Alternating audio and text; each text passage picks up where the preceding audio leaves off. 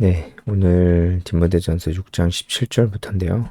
제가 어제는 좀 일이 있어서 녹화를 못했습니다. 음, 오늘 17절부터 좀 보도록 하겠습니다.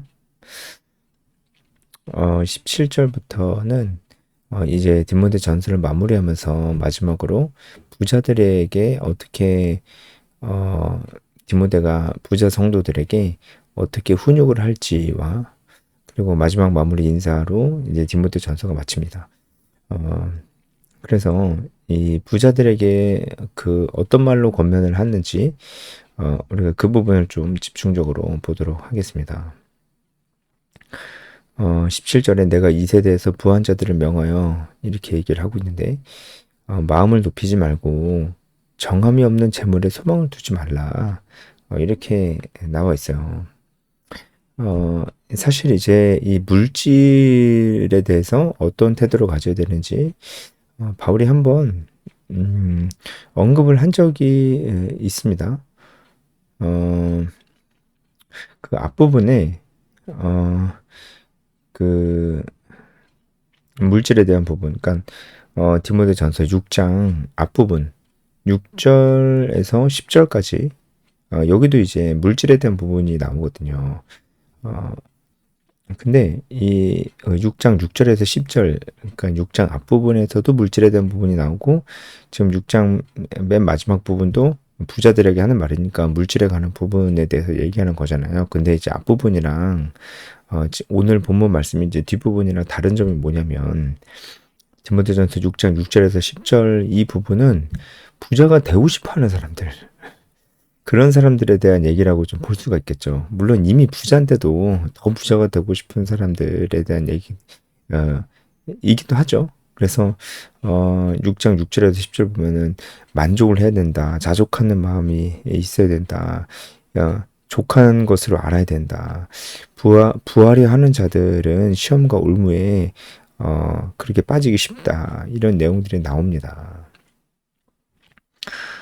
그렇다면은 이제 오늘 말씀은 부자들에 대한 얘기죠. 물론 이게 사람이 이미 부자인데도 부자가 되고 싶어 하는 사람도 있고 그래가지고 모든 사람에게 적용되는 말입니다. 그리고 사실 어떤 사람을 봤을 때는 그 사람은 그렇게 부자라고 볼 수가 없는데 라고 보지만 본인은 자기가 또 부하다고 생각할 수가 있기 때문에 모든 자들에게 하는 말씀이다라고 볼 수가 있겠죠. 어쨌든 자기 스스로 부하다고 생각하는 그 사람들에게 하는 말씀입니다. 정함이 없는 재물에 소망을 두지 말래요. 부자인데도 재물에 또 소망을 두는 거예요. 부자니까 더 재물에 소망을 둘 수가 있는 거예요. 그러지 말고 우리에게 모든 것을 주시는 하나님께 소망을 두어라. 이렇게 얘기를 합니다. 그러니까 지금도 충분히 잘 사는데 재물에 소망이 있는 거예요. 하나님께 소망을 두지는 않는 거예요. 그러면 안 되죠. 그러면 안 되죠. 정말 그런 사람이 있으면은 그 삶이 행복하지 않을 것입니다.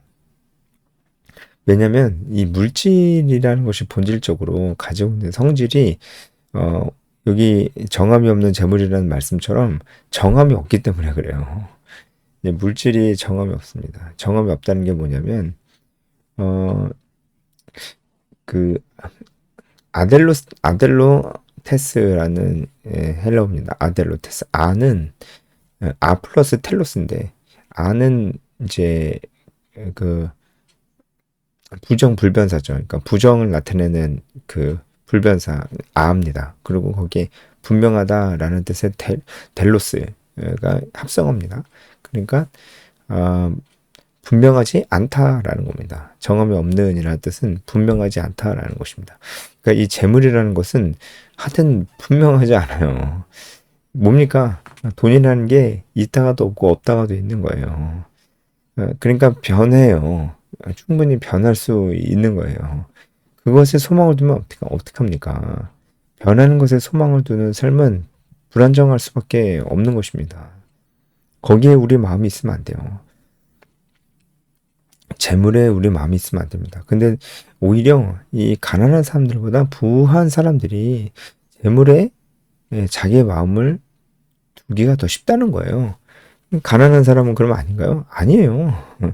가난한 사람들도 못지않게 재물에 소망을 둡니다. 그러니까 모든 사람들이 다 재물에 소망을 둬요. 그러니까 이 모든 사람들에게 하시는 말씀이에요. 꼭 부자들뿐만이 아니고 재물에 소망을 두는 모든 자들에게 하시는 말씀입니다. 왜냐면 재물은 정함이 없기 때문입니다. 재물은 불확실해요. 있다가도 없고 없다가도 있는 게 돈입니다. 거기에 우리 마음을 두면 안 돼요. 돈에 우리 마음을 두면 안 됩니다. 대신에 우리에게 모든 것을 주신 하나님께 우리 마음을 두어야 됩니다. 이 말씀이 정말 우리가 잘 묵상하고 또 묵상해 볼 만한 분명한 가치가 있습니다.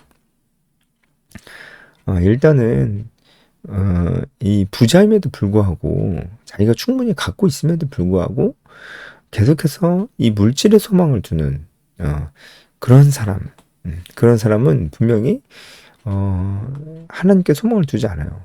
그러니까 아예 하나님을 믿지 않거나 아니면 이제 그 믿음이 있다고는 하지만 이 사람이 진짜 믿음이 있는지 거의 믿음이 너무나 약하고 미성숙한 사람들 이제 그런 사람들을 빼고 잘 믿는 것 같은데 이 사람이 그 마음을 물질에 두고 있는지 하나님께 두고 있는지 잘 모르겠다. 이제 그런 사람들 얘기를 한번 해봅시다. 말로는 하나님을 사랑한다고 하고 믿는다고 하는데 실상은 진짜 그 말이 사실일까라는 이제 생각을 하게 만드는 그런 삶을 살고 있는 거죠. 그런 사람들, 그러니까 이미 충분히 갖고 있는데 하나님 계속 복 주세요라고 하는 사람들. 하나님 이제 충분히 잘 살고 있는데 뭐가 이렇게 부족한지 맨날 달라고 하는 그 사람들.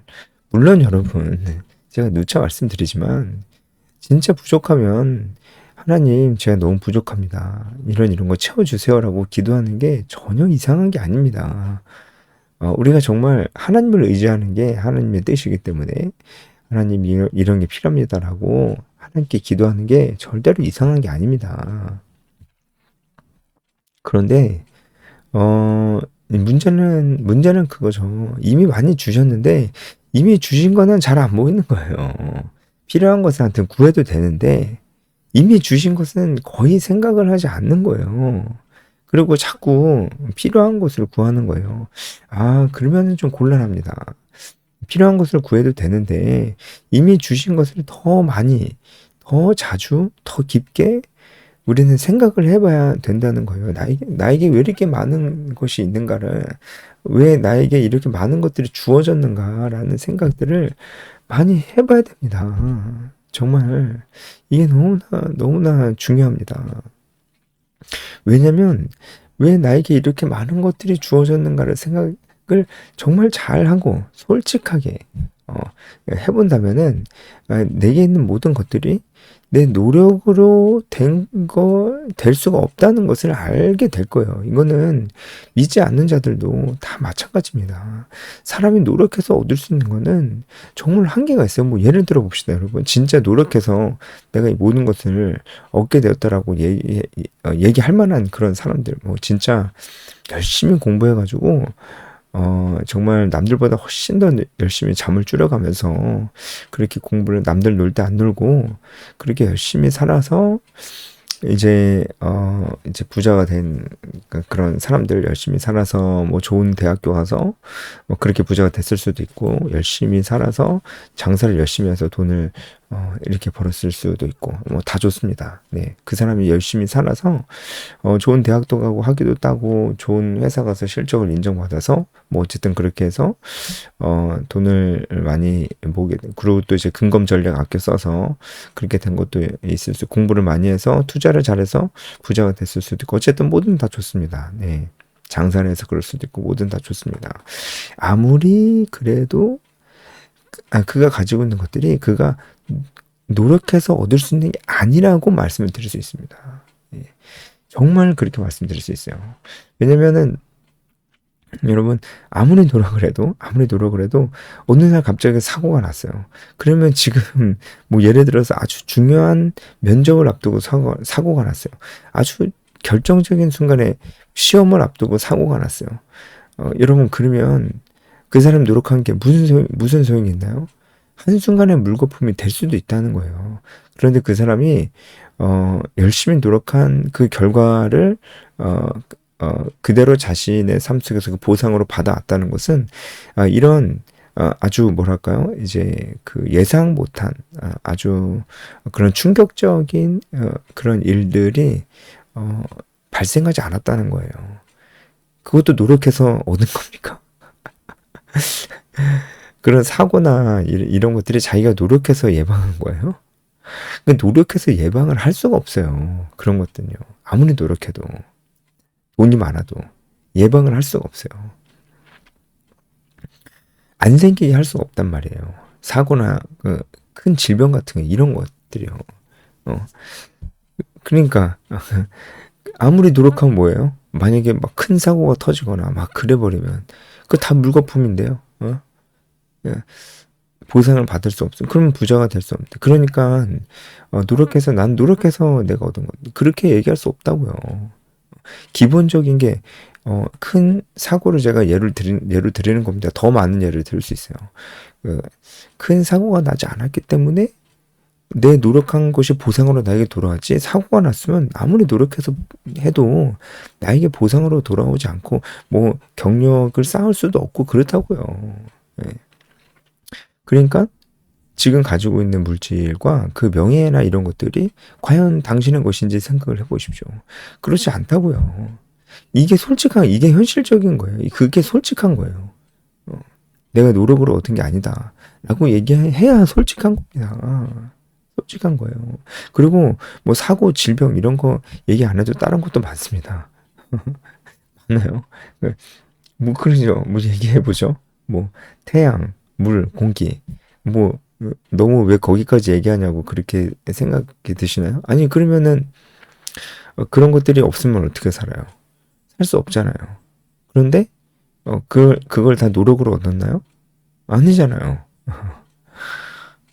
이 땅 대한민국 잘 살죠? 이 땅 대한민국에 태어난 거 시험 봐서 태어났어요? 노력해서 대한민국 태어났어요? 아니잖아요. 그냥 태어났더니 한국이었잖아요. 만약에 북한에서 태어났으면 제가 얼마 전에 그 탈북민 간증을 들었는데 눈 떠보니 북한이었다.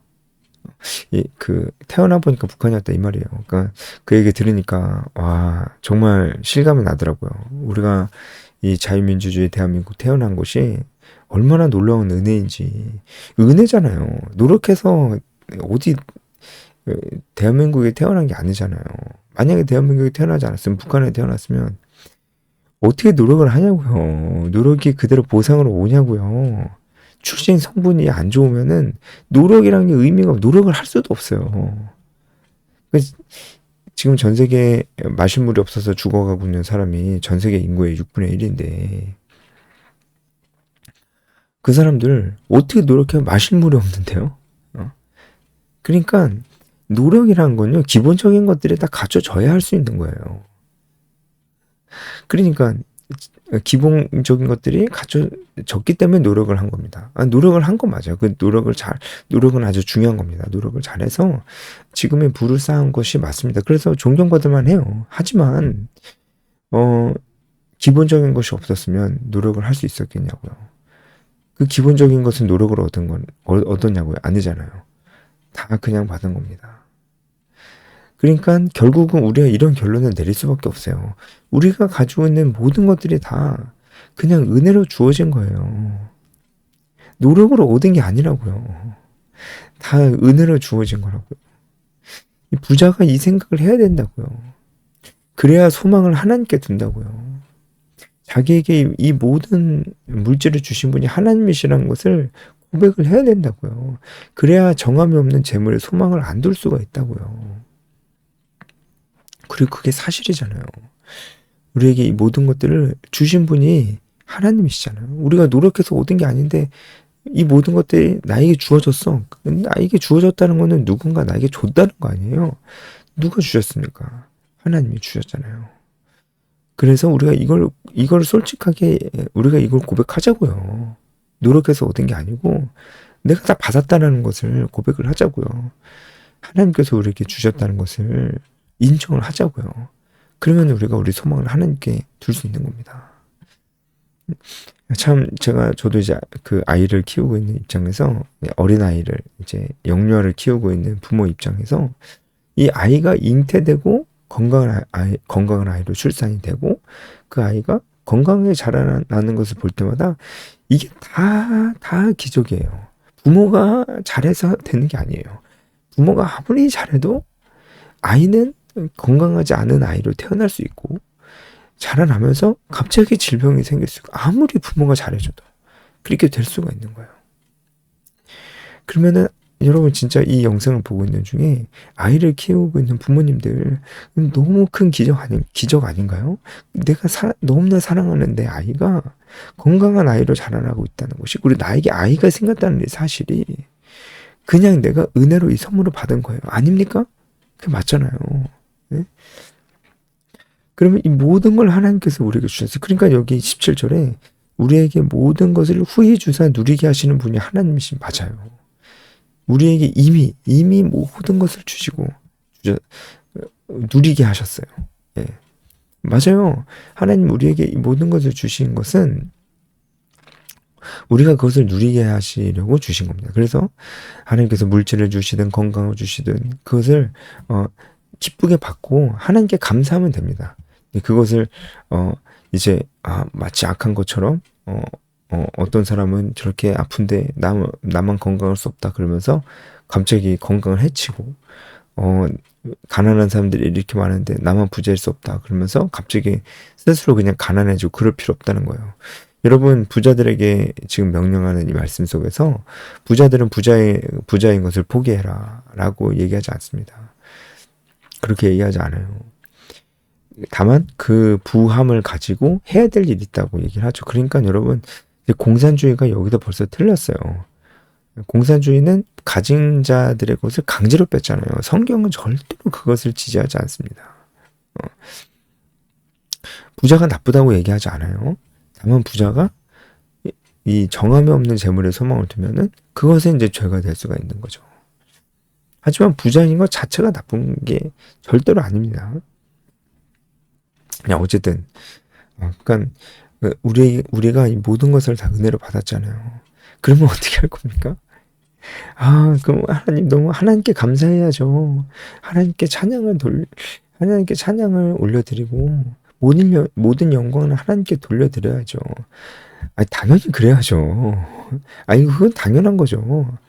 그렇잖아요. 그건 당연한 거예요. 받은 사람이 자기에게 무언가를 엄청난 걸 준 사람에게 감사합니다. 라고 얘기하는 거는 당연한 거지 잘하는 게 아니에요. 그거를 안 하면은 그거는 못된 거지. 그거는 당연한 거예요. 근데 말만 그렇게 할 겁니까? 하나님 감사해요. 말만 할 거예요? 말만 할 수가 있어요? 하나님이 그래서 우리에게 명령을 주셨잖아요. 사명을 주셨잖아요. 나한테 뭘 갚으려고 하지 마. 하나님이 그러시잖아요. 하나님께 갚을 수도 없고 나한테 뭘 갚으려고 하지 마. 대신에 내가 명령한 대로 살면 돼. 이렇게 말씀하시잖아요. 그 사명이 우리에게 있잖아요. 그러니까 이 많은 것들을 받은 사람은 어떻게 하나님께서 우리에게 주신 사명을 등한시하고 살 수 있습니까? 어떻게 그럴 수 있어요? 복음을 전하고 제자를 삼고 공동체 활동을 하고 정말 문화 명령에도 순종하고 그렇게 살으라고 했는데 감사하다고 말만 하면서 명령에 순종 안 하는 게 여러분 이게 상식적으로 그러면 감사한 게 맞아요?